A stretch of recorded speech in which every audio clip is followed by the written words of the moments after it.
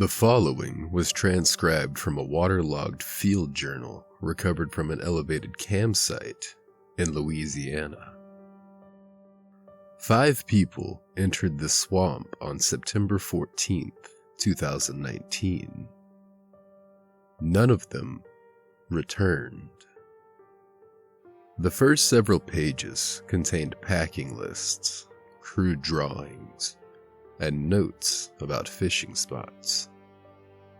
The remaining pages were written over 3 days. The final 6 were stained with human blood. No bodies were ever recovered. September 14th.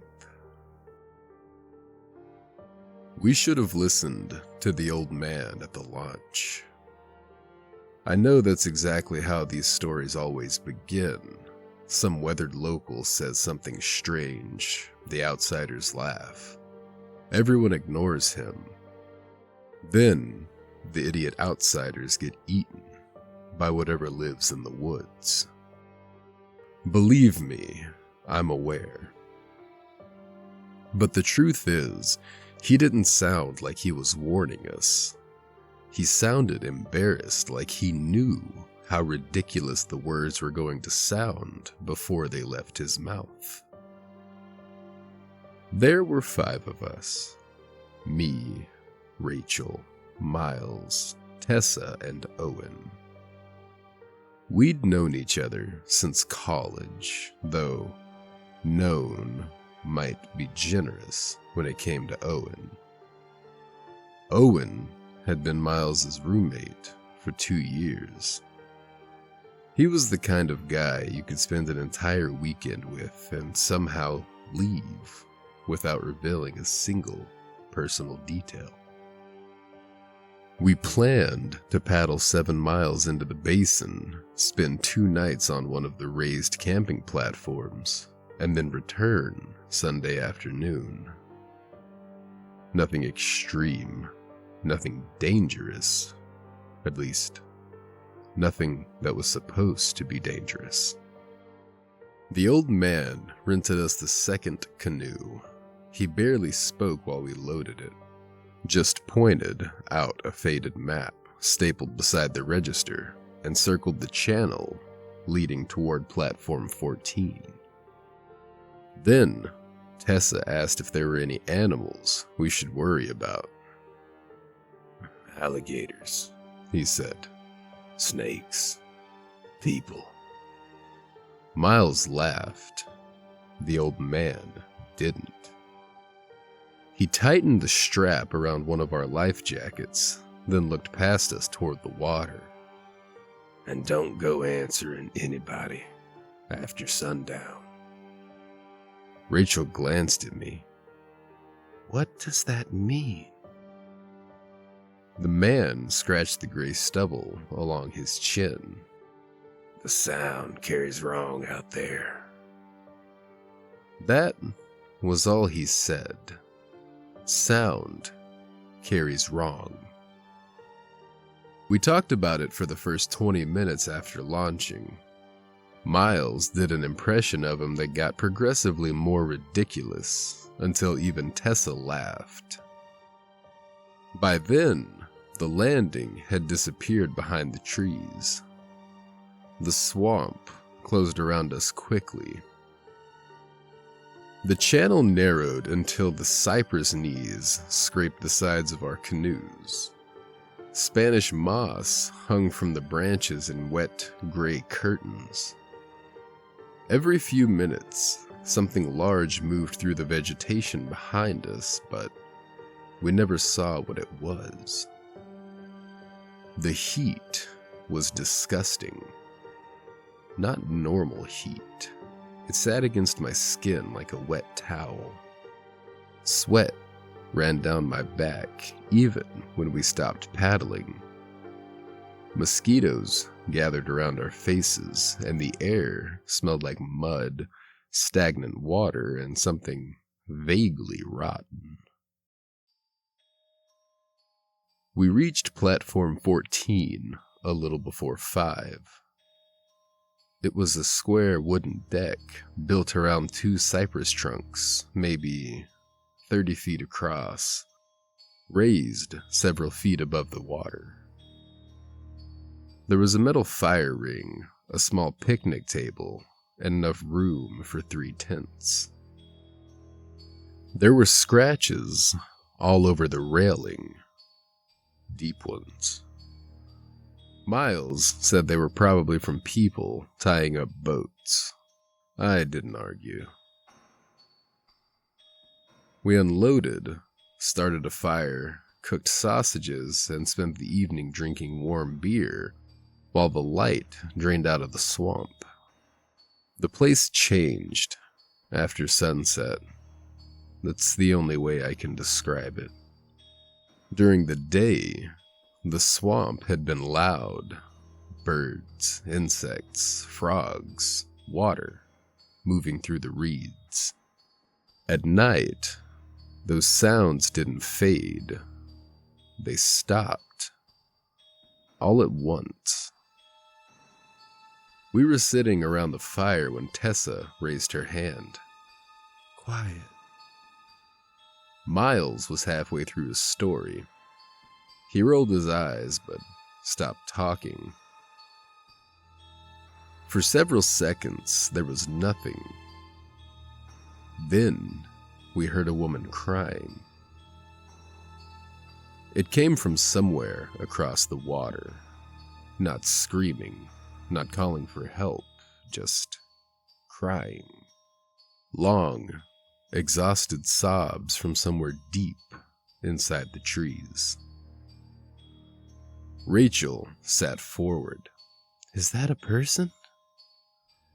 Nobody answered. The crying continued. A few sharp breaths, then another low, broken sob. Miles stood up. Hey! I grabbed his sleeve, but he pulled away. He cupped his hand around his mouth. Hello! The woman stopped crying. The silence afterward was worse. Miles looked at us. Well?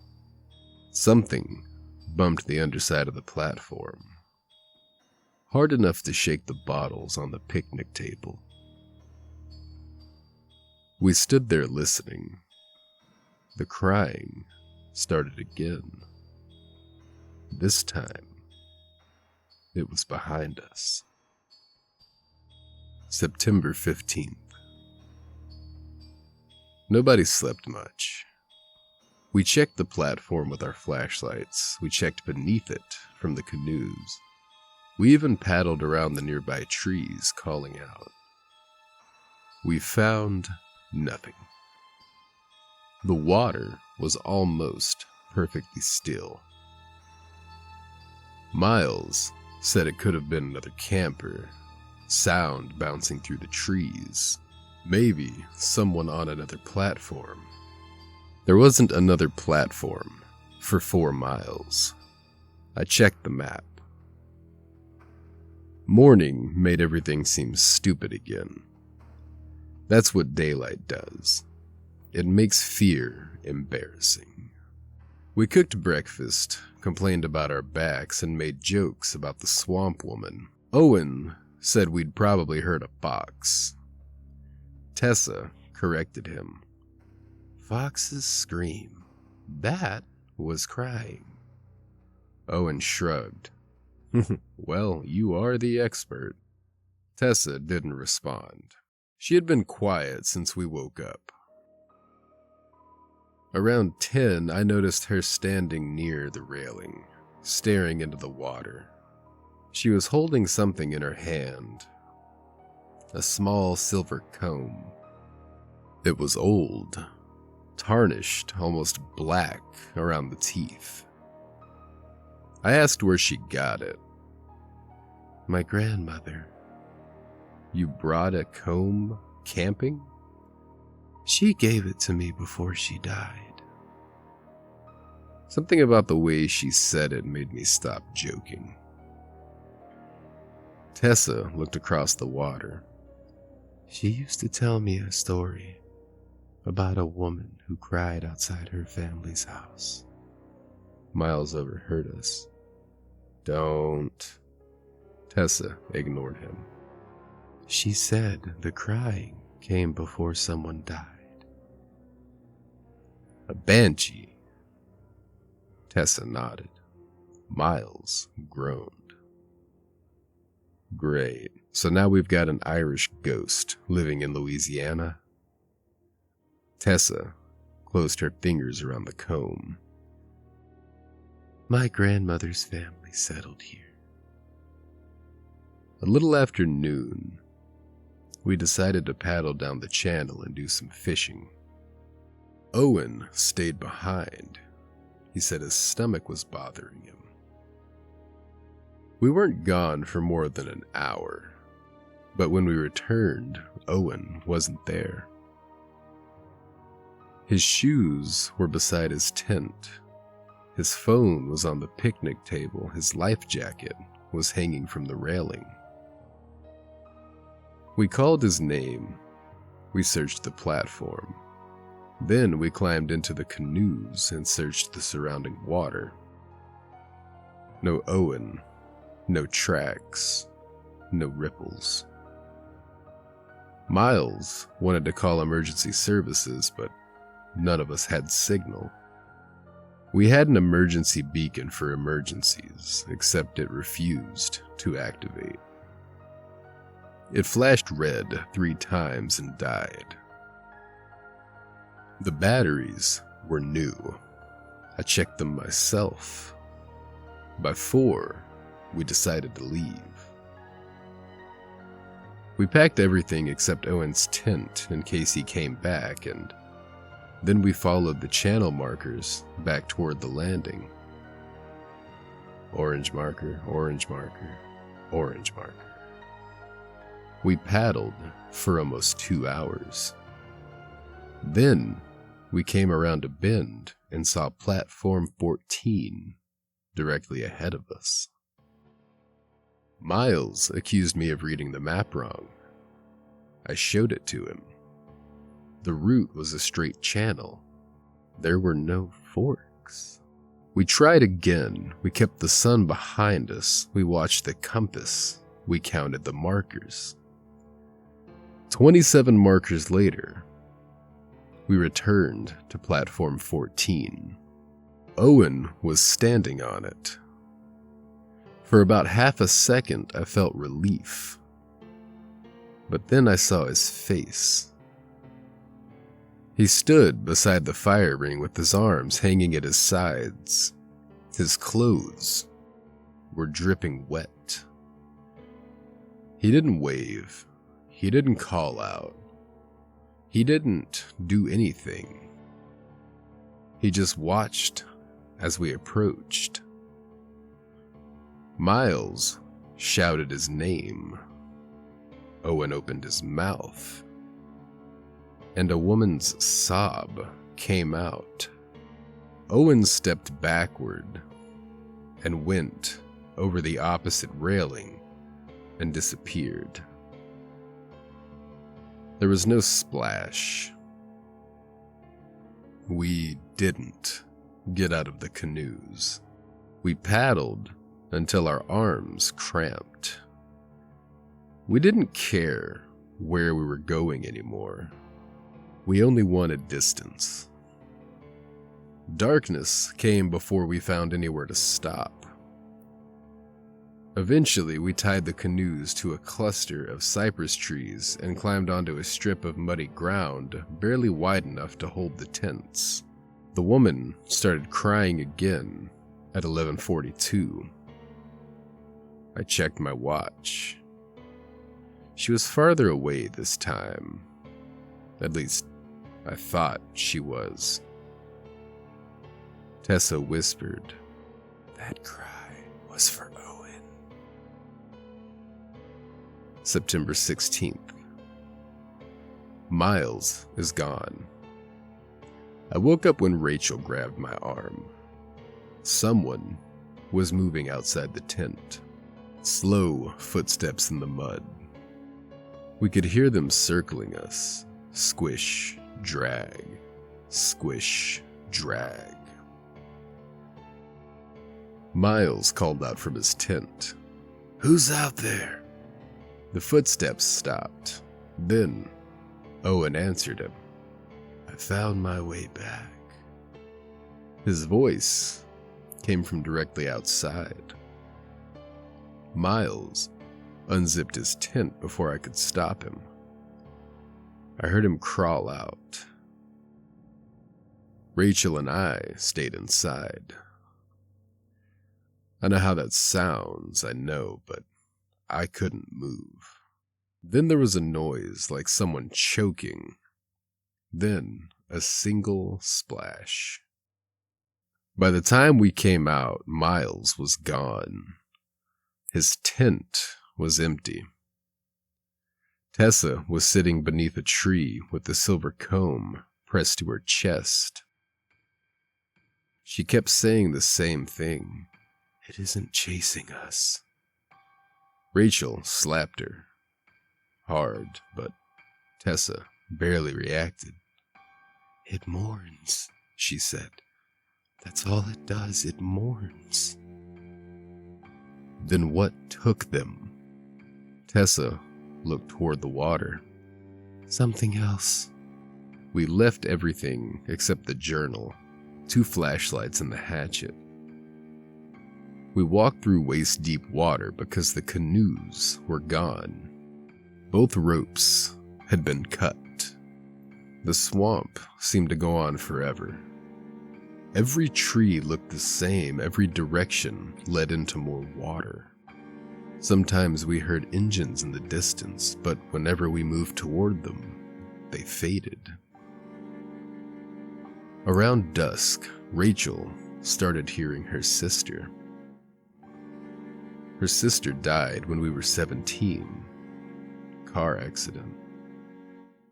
Rachel never talked about it, but she heard her voice coming from the reeds.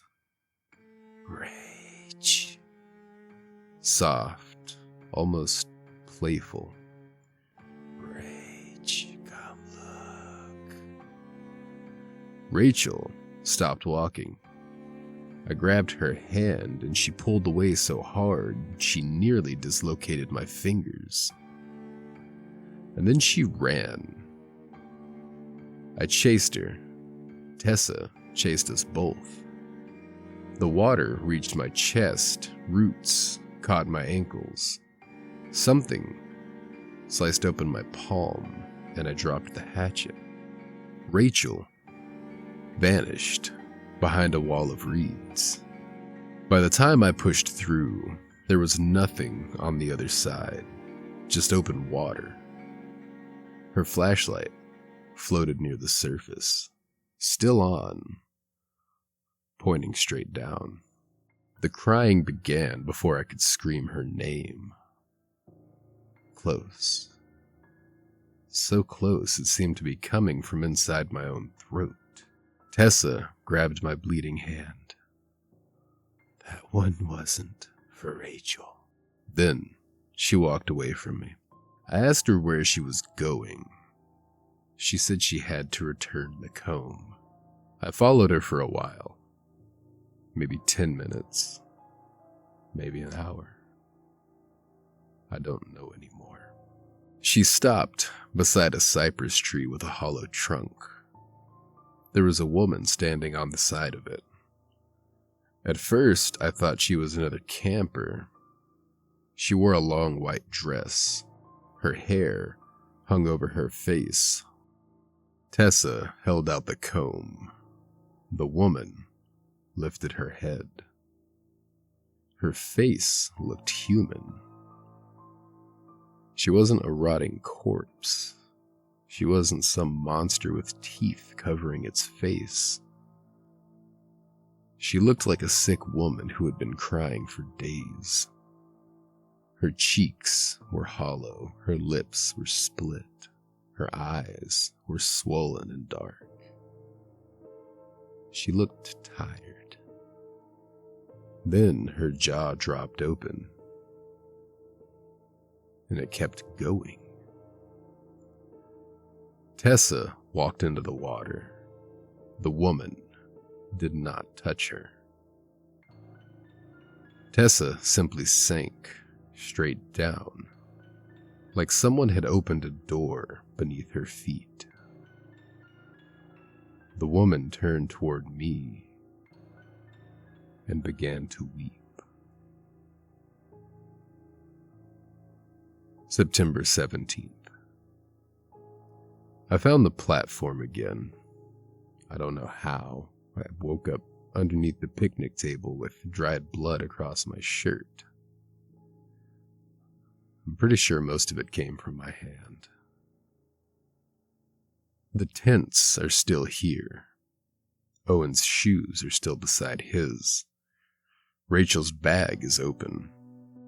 Miles's beer is still sitting beside the fire ring. It's warm. I can hear a boat. I've heard it several times since sunrise. Men shouting, an engine cutting through the water. They're calling our names. I tried shouting back, but the woman is standing at the edge of the platform. She hasn't moved in hours. She isn't crying anymore. She's listening. Every time the boat gets close, she looks at me and shakes her head. Maybe she's warning me. Maybe that's all she ever did. Owen answered her, and Owen disappeared. Miles answered Owen. Rachel answered her sister. Tessa answered whatever her grandmother left behind. Now the men in the boat are calling my name. They sound real. God, they sound real. One of them just climbed onto the platform. I can see his boots beside the table. He keeps telling me it's safe to come out. But the woman is crying. And this time, she's looking at him. The journal ends there. Search and rescue teams located Platform 14 on September 18th. Personal belongings belonging to all 5 campers were recovered, along with 2 damaged canoes found nearly 6 miles away. No trace of Owen Keller, Miles Grant, Rachel Sutton, Tessa Byrne, or the journal's author Eric Cross was ever found. They were legally declared dead in 2026.